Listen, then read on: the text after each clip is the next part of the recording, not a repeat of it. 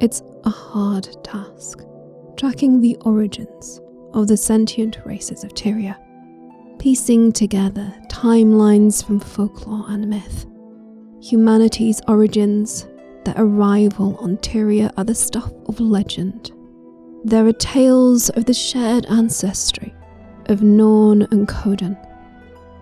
Even the erudite Asura lost much of their history fleeing the Rising, but not so for one race. In 1302 AE, a new people awakened. The children of the tree, the Sylvari. Birthed from the only known sentient arboreal, the Sylvari emerged from their cocoons, physically mature. They bear a striking resemblance to humans, but these similarities are only superficial. They have great divergence in appearance, from bark and fungi to petal and quill. But all Sylvari are born with a calling, a purpose to fulfill, gifted to them by the Pale Mother. Scholars speculate that the Pale Tree created the Dream of Dream, the shared consciousness of all unawakened Sylvari, to protect her children from the influence of Mordramoth, the jungle dragon. For the Pale Tree is herself the champion of that dragon, but like Glint before her, she found her freedom and now stands against her former master. She would raise a nation to fight back against the darkness of the Rising, but she needed her children to be shielded from Mordramoth's control. Many academics believe the Dream of Dreams is that shield, and by sharing her consciousness with her children, she allows them free will. But the dream serves another purpose. It allows her to share knowledge too, gifting her newborn blooms with language and a deep wisdom which belies their youth. The Pale Tree is a being of great magic who possesses a profound connection with what the Asurans call the eternal alchemy, the fundamental mechanisms which underpin our reality, giving her glimpses of events from both the past and the future. With this, she guides her children, showing them possible futures, setting their feet on the path of destiny. A few among her children, those intended for extraordinary things, are tasked with a wild hunt. To be a valiant of the wild hunt is to face a seemingly impossible duty, and to date, we only know of 4 such tree children to bear that burden. In 1302, only 12 Sylvari awoke. These were the Firstborn. Assyrian scholars have speculated that the limited numbers of her first harvest indicates a proof of concept phase to ensure she could create offspring free of Mordramoth's influence over a long period of time. Within Sylvari society itself, opinion is mixed regarding the Firstborn. Some look to them in awe, venerating them as the chosen children of the tree, whilst others display indifference or indignance towards the Firstborn. Of the 12, 4 would be recognised as elders of their people. Alfie, Cahedans, Malomedes, and Naem would become luminaries, leaders of their people. Alfie was born to the hunt, a keen and skilled archer, but in time she would become a respected diplomat, representing the Pale Mother. Cahedans' first calling was to shape the Grove, building the extensive and beautiful living city we see today.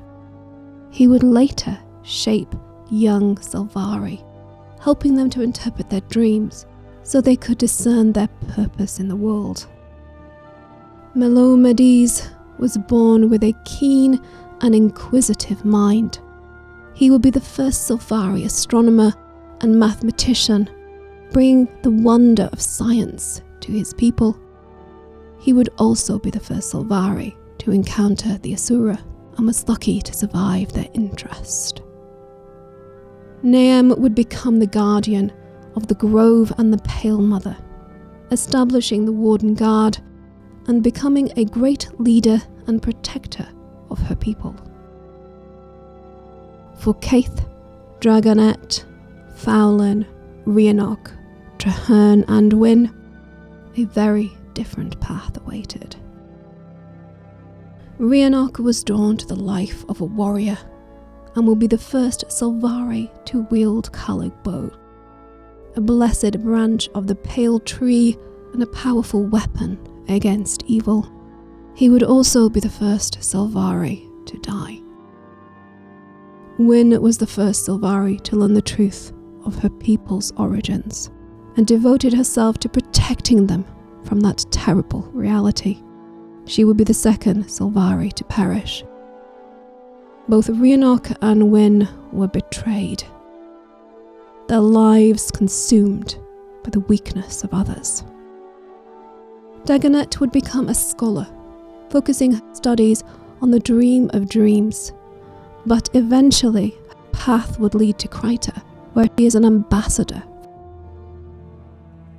One of the most renowned Sylvari is Kaith, and she is also one of the few tasked with a wild hunt, and she would ultimately fulfill her calling and end the elder dragon Zaitan with the aid of her guild, Destiny's Edge. Despite her achievement, her personal journey has been difficult. She seems to live half in shadow, hoarding secrets and acting on instinct, disregarding the counsel and concerns of others. The death of Wyn and the burden of secrets she was forced to keep would explain her later actions. But her soul is forever stained by the blood of her sister, and I fear she will never come fully into the light. Her lover, Fowlin, would also walk a very dark path, and eventually betray Kaith and the Pale Tree to become the Grand Duchess of the Nightmare Court. The court is an insurgent faction within Sylvari society that rejects the teachings of the Pale Tree and the tenets of Ventari. Together, Fowlin and the Nightmare Court would commit unspeakable acts of cruelty and violence upon their kin, reveling in the demons of their darker nature.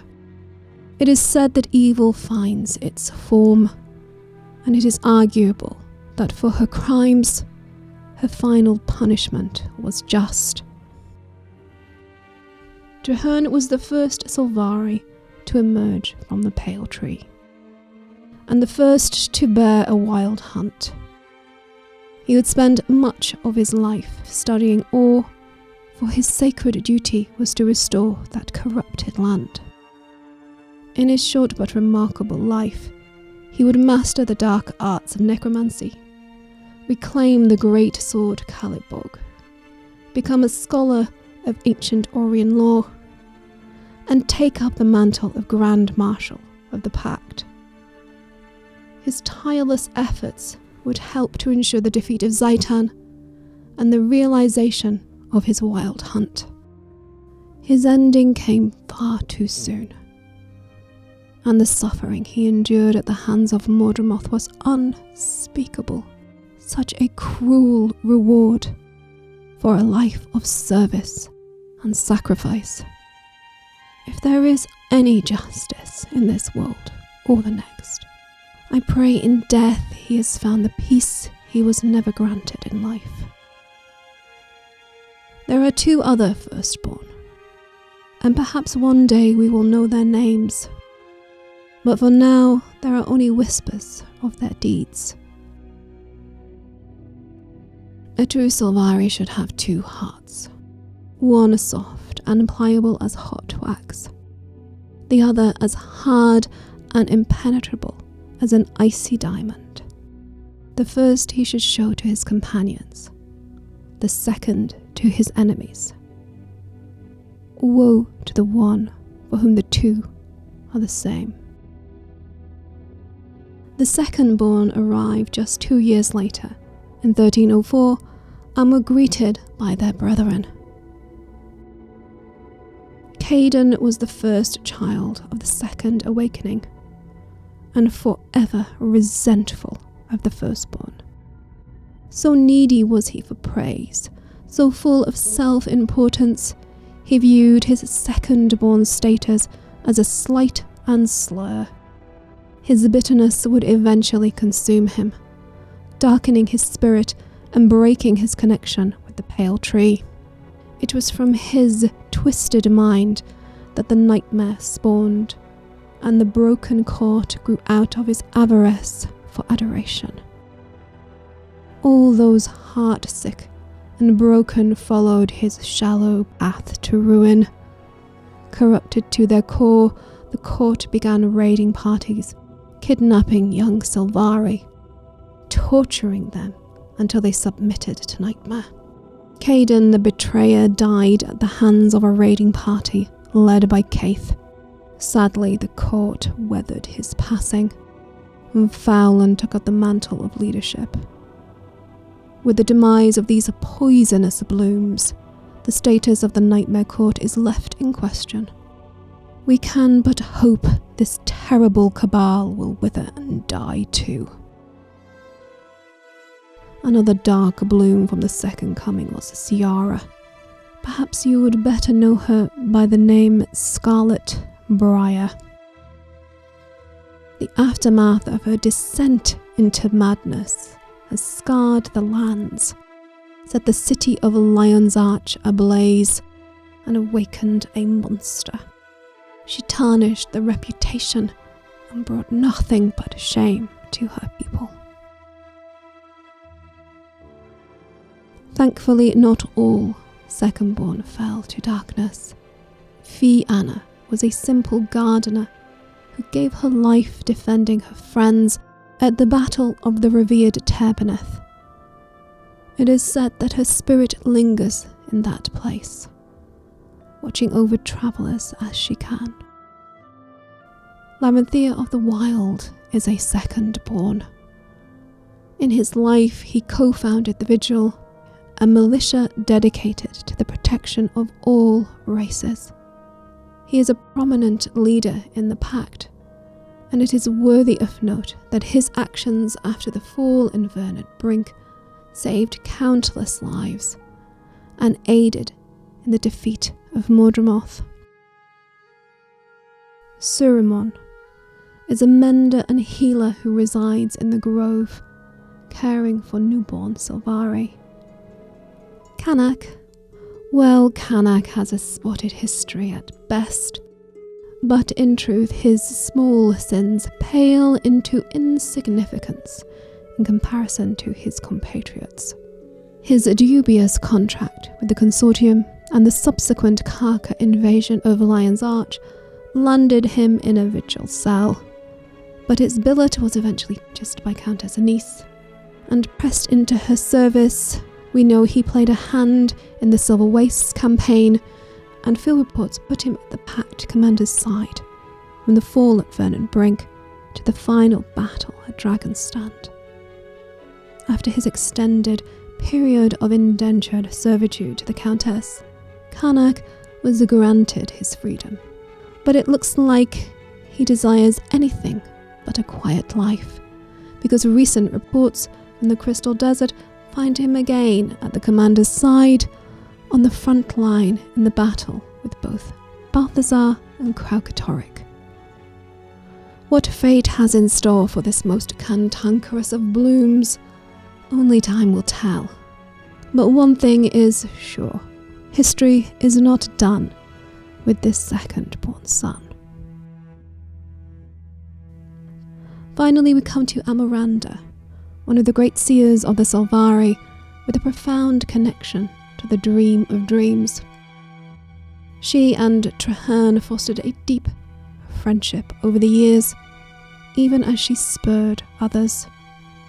The burden of the dream ever weighed heavily on Amaranda.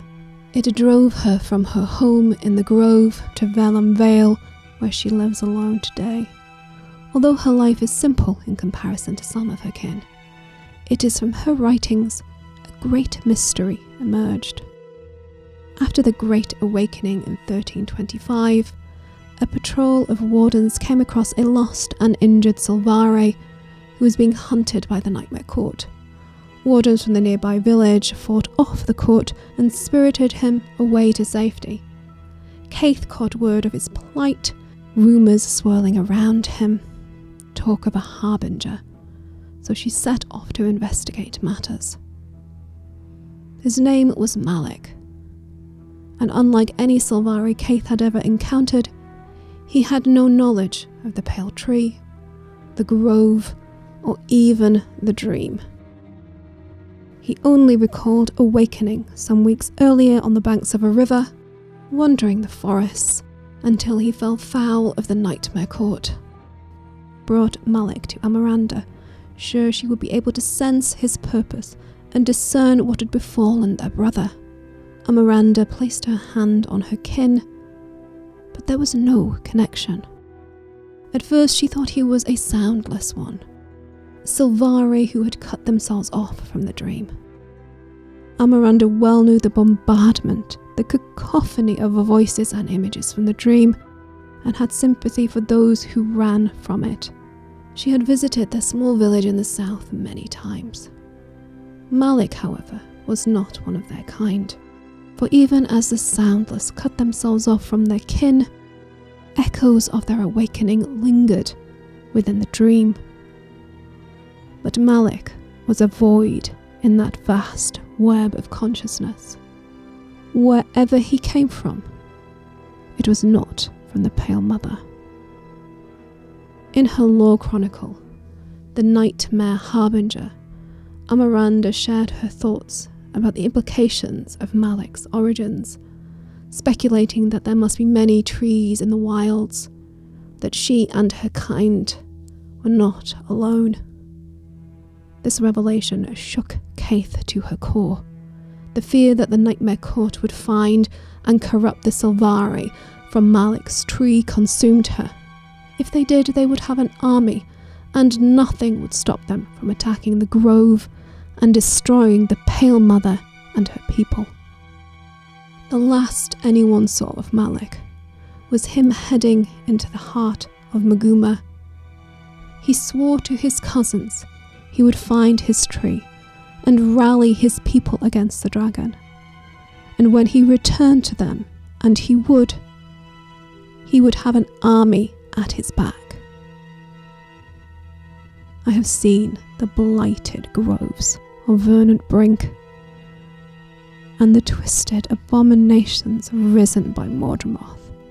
I can only hope that Malyck was spared that fate. The death of Mordremoth has freed the Sylvari race. There will be some who will always look at them with suspicion and hostility. But their destiny is their own. For the first time in their history, they can now take their place amongst the free peoples of Tyria and fight for their world.